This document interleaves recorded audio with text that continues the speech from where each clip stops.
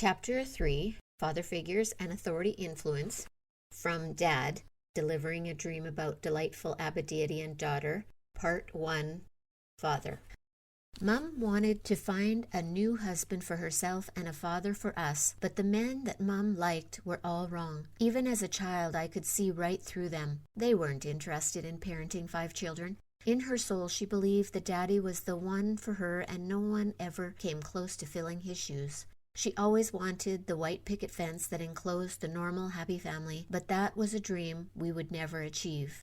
Mum was beautiful and smart, and I never understood why she couldn't find a man who wanted us. After Dad's death, there was no time for her to grieve.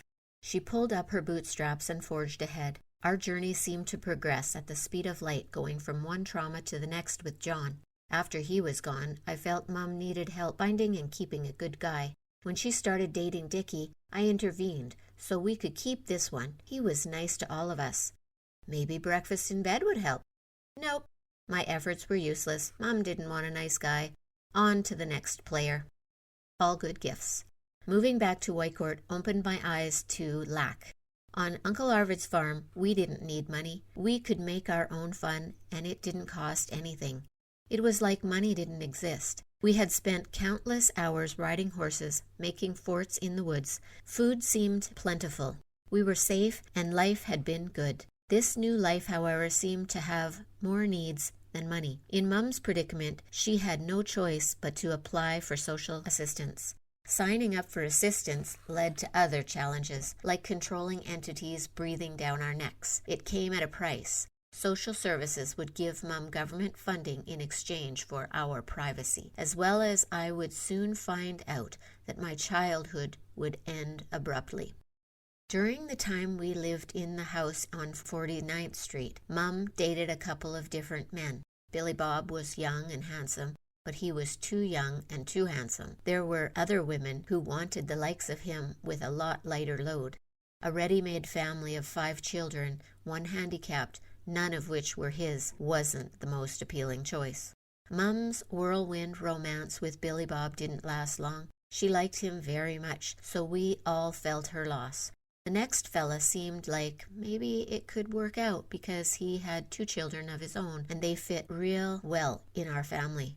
Timmy's wife had died, leaving him with a son and daughter. However, his drinking proposed a problem. Why was it that all the alcoholics gravitated to our family? Mum didn't even drink. Positive male influence. Uncle Hank was Harry's best friend, not one of Mum's boyfriends.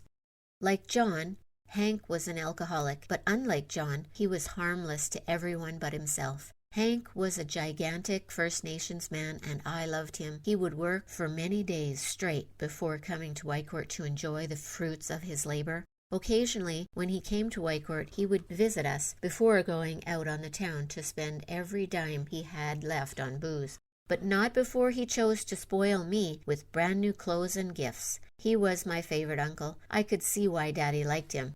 One morning, my siblings and I ran into the living room for Saturday morning cartoons, as was our tradition. In the early morning hours, after drinking too much, Uncle Hank stumbled in and fell asleep on our couch. James flung the living room door open, where we saw Uncle Hank had fallen from the couch to the floor, and a pool of blood had trickled from his mouth onto the linoleum. He was dead. No more gifts for me. I'd have to cherish the ones I'd been given. Once they took Uncle Hank's body away, I would never see him again. The shock was surreal. Not long after this incident, while climbing over a chain-link fence, I had ripped the black corduroy pants he had purchased for me. I was devastated. It was like losing him all over again. I kept them for a long time with the rip in the butt. Shortly after moving to Whitecourt to cheer me up, Mum came home with a black cat who had a little white patch on his throat. I named him Joey. He slept with me every night. He wasn't a normal tomcat that was always wandering away from home. He loved me and stayed close. One day, he went missing. I searched for him everywhere for months. That winter, I found him in the back alley behind our house, frozen in the snow. He had been run over. Joey was my first pet. He had comforted me in my grief over Uncle Hank. Money means power. As Mum's man search continued, I acquired a paper route for the Edmonton Journal. Now I had money of my own. Yahoo! Most of my customers were honest and principled, which means I was paid regularly. On cold winter days, Mr. and Mrs. Ferguson would invite me in and feed me hot chocolate and cookies, which gave me incentive to never give up. After cashing my first paycheck, I paid a visit to the arcade, where I spent $15 on pinball. In 1980, $15 was equivalent to $50 in 2020. It was worth every quarter and glorious fun, but afterward I felt foolish. My extravagance was wasteful, considering we struggled for every penny. In 1980, we still used pennies. Mum was a penny pincher, and she never let me look at her budget book. It was good enough that I knew she had one. Mum was never extravagant or selfish. Her behavior with money was as much teaching as I was going to get. Besides being dictated to by social services, what to do with the remainder of my earnings was left to me. So trial and error it would be. I don't know why we moved this time. Maybe the house on the corner was too small. In grade 6, we relocated from 49th Street, across from the library, to 5220 46th Street, which was still walking distance from the elementary school. The house was bigger. We all got our own rooms. Auntie Louise, who was Harry's sister, was a loyal, long-standing customer on my paper route.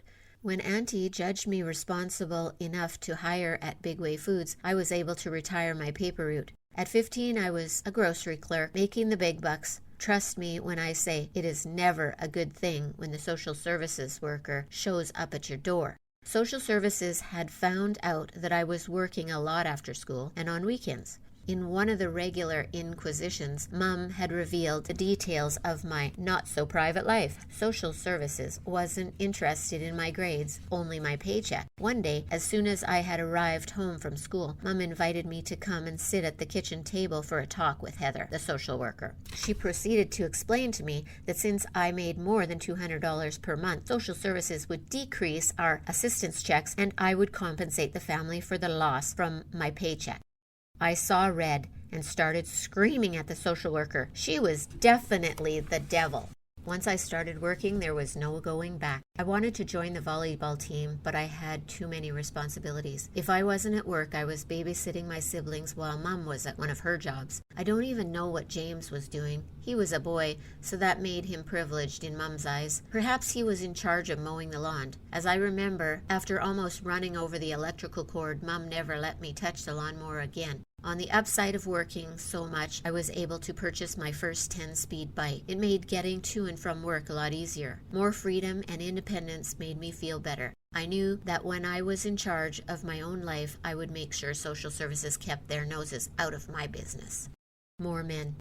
Mum dated another man who again seemed like a more stable prospect because of his 2 children. It was so brief an encounter, I don't even know why I remember his name. The next 2 men in Mum's romantic life were Thing 1 and Thing 2. Thing 1 had 2 faces, the one he showed us and the one he kept hidden in his heart. You see, Thing 1 was a con artist. In my eyes, the one thing he had going for him, at least, was that he attempted the father route. He was a people pleaser, so his pursuit was to make us love him. Thing 1 was always telling fantastical stories.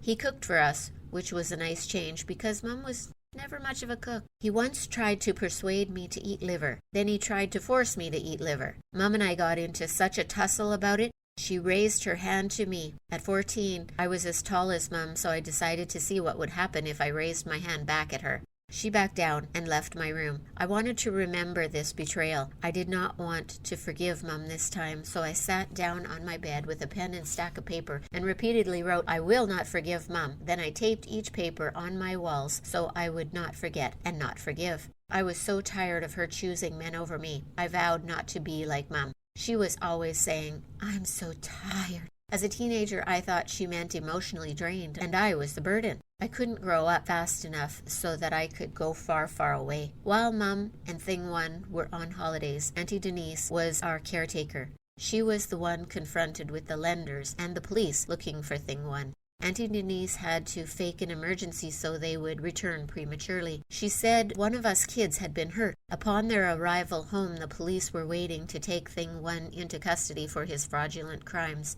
Like John, he left us for the comforts of prison after swindling our friend Murray out of about $50,000 of his retirement fund, among other crimes. Thing 2.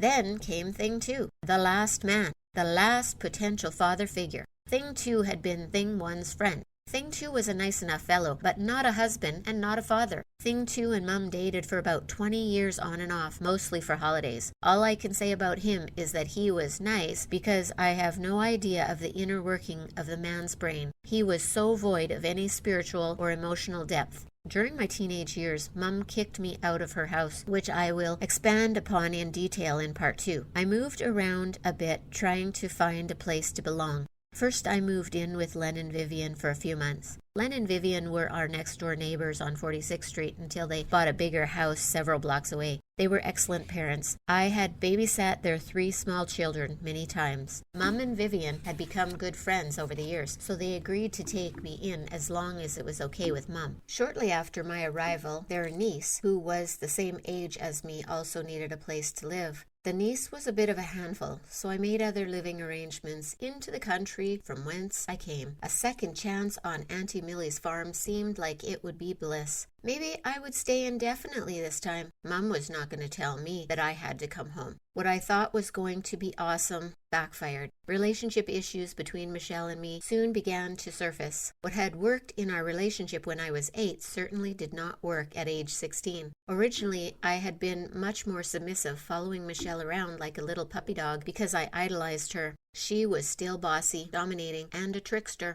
Monday through Friday, Michelle and I drove the little mustard Nissan Datsun to Fort Assiniboine Esso gas station, where we would park the car and catch the bus to Barhead High School, approximately 60 kilometers from where we lived. One afternoon, after exiting the bus and jumping in the car to head home, Michelle was exasperated with me sleeping every day on the ride home. She wanted me to stay awake and talk to her while she drove. She would slam on the brakes repeatedly to jar me awake, and when that didn't work, she started swerving the car and pretended like the car had a flat tire. She stopped the car, insisted I get out and check, and when I did, she threw my backpack out at me. Groggily, I stood on the side of the road, yawning as she sped away. Grabbing my backpack, I started walking, and eventually she returned. I was fully awake by then. She was a trickster. Another time we went out drinking with some of her friends. After drinking more than I could handle, I got sick at the party. When we got home, Michelle offered me a glass of milk to settle my stomach. I had no idea that would cause me more distress. I loved milk.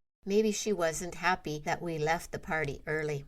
Before I had moved back to the farm, Auntie Millie and Uncle Archie had suffered marital breakdown and divorced. Michelle wasn't the only one that teased me. Auntie Millie's new boyfriend, Jerry, used to call me names and took every opportunity to razz me about being blonde, with the insinuation that I was stupid. I adapted to being the butt of the jokes. They say, if you can't beat 'em, join 'em. So I learned to laugh at myself, and I became a seasoned teaser too. But on a serious note, Michelle did not like that her mom, aka Auntie Millie, would side with me in a confrontation. To Michelle, it was a game of divide and conquer, and eventually she won. Auntie Millie took me to her room and explained that she knew that Michelle was lying, but she needed to prove her loyalty to Michelle by choosing her side this time. I called Mom to pick me up with my tail between my legs. Mom had moved to a dumpy little trailer in Evergreen Trailer Park in uptown Whitecourt. Generously, she gave me the 8-foot by 8-foot master bedroom because I was paying rent. Mum was given an opportunity to purchase 5520 46th Street for $40,000. Thing 2 didn't think it was a good idea. This advice came from a man who was fired for sleeping on the job, a man who literally had nothing to show for his life. After losing his job, he lost the little trailer he owned, got in a truck accident, and never bought another vehicle because he gambled every dollar away. Sometimes Mum would confide in me about her relationship difficulties with him. My advice was always the same: get rid of the bum. A few months after moving back in once again, Mum had confided in me about Thing 2's actions toward her. They were on a break. I gave her an ultimatum. If she was to take him back, I would move out immediately. Steaming with anger, I wanted to go slash his tires. Instead, I went to her. It was 3:30 in the morning when I finished my shift at the bar that I dropped my co-worker off at her house and headed for home. As I turned the corner into the trailer court, I saw Thing 2's truck parked outside our trailer. Turning my car around, I headed back to my friend's place and stayed on her couch. Being true to my word, the very next day I found a roommate and moved out. Mom didn't want to give up. 20 years of hoping he would do the right thing and marry her, but she was beating a dead horse. When Thing 2 and Mom finally ended it once and for all, I was probably about 38. We lived in the same town, so we saw each other often. Thing 2 was diagnosed with cancer in 2018 and died only months later. Men would come and men would go. No man who loved us enough to make his home with us. No man worthy to be called father. I'm sorry to say that of any of Mom's friends, Thing 2 was the most disappointing. The way he treated my precious Mom was distasteful. How does someone appear so nice and still be indifferent and self-serving to the one who is closest to him? Mom and I shared Jesus with Thing 2 on his deathbed, but he showed no sign of taking Jesus seriously. I feel sorry for him that he never knew what love was. I can understand people buying fire insurance on their deathbed to avoid hell, but I don't understand complete lack of fear when one clearly rejects God. At Christmas, Mom would include his name on our gifts. I could have respected that if he hadn't stolen more money from her for his gambling than he contributed to any gifts. I loved him, but I did not like him for my mom. He was one of those men that everybody thinks is great until he lived in their house. Frankly, I never understood him. It seems to me that he was a shell of a man that lived a shallow existence until the bitter end.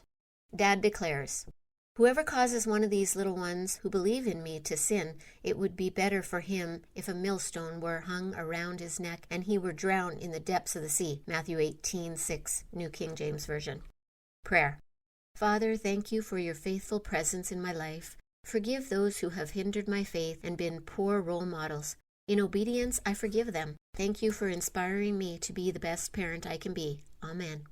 Questions. Number 1, who in your life has inspired you to be a better person? Number 2, has that inspiration come from their positive or negative character traits? Number 3, why is it important to know that someone is watching out for you?